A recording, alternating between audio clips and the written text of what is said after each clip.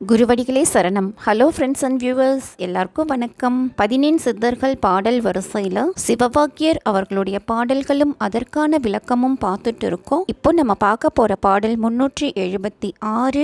ஓரெழுத்து லிங்கமாய் ஓதும் அட்சரத்துளே ஓரெழுத்து இயங்குகின்ற உண்மையை அருகிலீர் மூவெழுத்து மூவராய் முளைத்தெழுந்த சோதியை நாவெழுத்து நாவுலே நவின்றதே சிவாயமே. இதுதாங்க அந்த பாடல். ஓரெழுத்து அப்படின்னா ஓம் என்பது, அட்சரம் அப்படின்னா எழுத்து, மூவெழுத்து மூவர் அப்படின்னா பிரம்மா விஷ்ணு ருத்ரன் ஆகியோர். சோ இந்த பாட்டோட பொருள் என்ன அப்படின்னா, ஓர் எழுத்தாகிய ஓம் என்னும் எழுத்தை ஓதும் போது அதன் உண்மையை நீங்கள் அறியாதவர்களாக இருக்கின்றீர்கள். ஓர் எழுத்தில் பிரியும் ஆ உ என்ற 3 எழுத்துக்களும் மும்மூர்த்திகளுக்குரிய ஒளியாக தோன்றி வளரும். இதை நாவில் உச்சரிக்கும் எழுத்தாக ஓசை வெளிப்படாமல் செய்வதே சிவாயமாகும் அப்படின்னு சொல்லியிருக்காரு. இதுதாங்க இந்த பாட்டோட பொருள். அடுத்தது பாடல் 377. முத்தி சித்தி தொந்தமாய் முயங்குகின்ற மூர்த்தியை மற்றுதித்த அப்புணல்கள்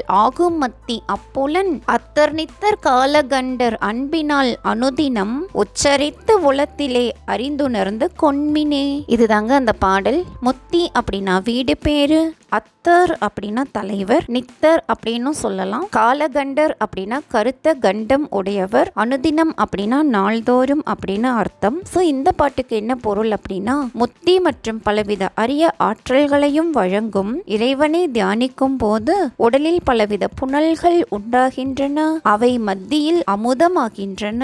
தலைவராகவும் என்றும் இருப்பவராகவும் கரிய கண்டம் கொண்டவராகவும் உள்ள அந்த இறைவனை அன்பினால் நாள்தோறும் அவருடைய நாமத்தை கூறி அவர் அருளை அறிந்து கொள்வீராக அப்படின்னு சொல்லியிருக்காரு. இதுதாங்க இந்த பாட்டோட பொருள்.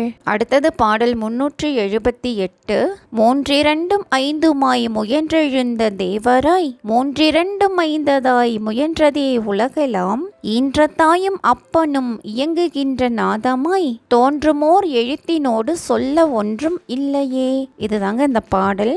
நாதம் அப்படின்னா ஒலி, ஓர் எழுத்து அப்படின்னா ஓம் என்னும் எழுத்து. சோ இந்த பாட்டோட பொருள் என்ன அப்படின்னா, பிரம்மா விஷ்ணு ருத்ரன் ஆகிய 3 தேவர்களாய் உமையொரு பாகனாய் படைத்தல் காத்தல் அழித்தல் மறைத்தல் அருளல் என்னும் 5 தொழிலும் செய்பவராய் முயன்று தொழில்படும் கடவுளர்களாலேயே இவ்வுலகமும் முயற்சி உடையதாய் திகழ்கிறது. பெற்ற தாயும் தந்தையுமாக இயங்கும் ஓர் எழுத்து ஓம் என்னும் மந்திரம் ஆகும். இதை தியானித்தால் எந்த துன்பமும் இல்லை அப்படின்னு சொல்லியிருக்காரு. இதுதாங்க இந்த பாட்டோட பொருள்.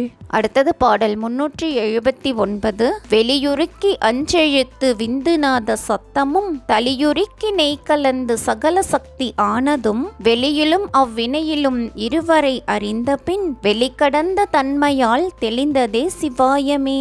இதுதாங்க அந்த பாடல். அஞ்செழுத்து அப்படின்னா சிவாய நம என்னும் திருவைந்தெழுத்து, விந்து அப்படின்னா ஒளி, நாதம் அப்படின்னா ஒளி, சகல சக்தி அப்படின்னா அனைத்து சக்தி, இருவர் அப்படின்னா சிவமும் சக்தியும் அப்படின்னு அர்த்தம். சோ இந்த பாட்டோட பொருள் என்ன அப்படின்னா, பறந்து நிற்கும் வெளியை உருக்கினால் திருவைந்தெழுத்தாகும். விந்து நாதம் என்னும் 2 சக்திகள் சேர்ந்தே அனைத்து சக்தியும் ஆகின. வெட்ட வெளியிலும் எல்லா செயல்களிலும் சிவசக்திகளாகிய அந்த இருவரை அறிந்தால் வெளிக்கடந்த அனுபவமும் சிவாயமும் நாம் பெறலாம் அப்படின்னு சொல்லியிருக்காரு. இதுதாங்க இந்த பாட்டோட பொருள்.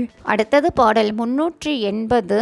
முப்புறத்தில் அப்புறம் முக்கண்ணன் விளைவிலே சிற்பரத்துள் உற்பனம் சிவாயம் அஞ்செழுத்துமாம் தற்பரம் உதித்து நின்று தானுவெங்கும் ஆனபின் இப்பரம் ஒடுங்கும்படி எங்கும் லிங்கம் ஆனதே. இதுதாங்க அந்த பாடல்.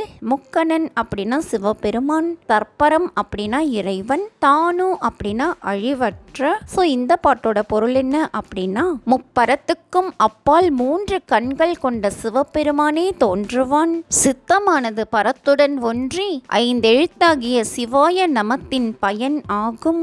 அங்கே தற்பரமாகிய இறைவன் தோன்றி அனைத்து பொருள்களிலும் தங்கும் முடிவில் ஒளித்தூணாய் திரளும் அப்படின்னு சொல்லியிருக்காரு.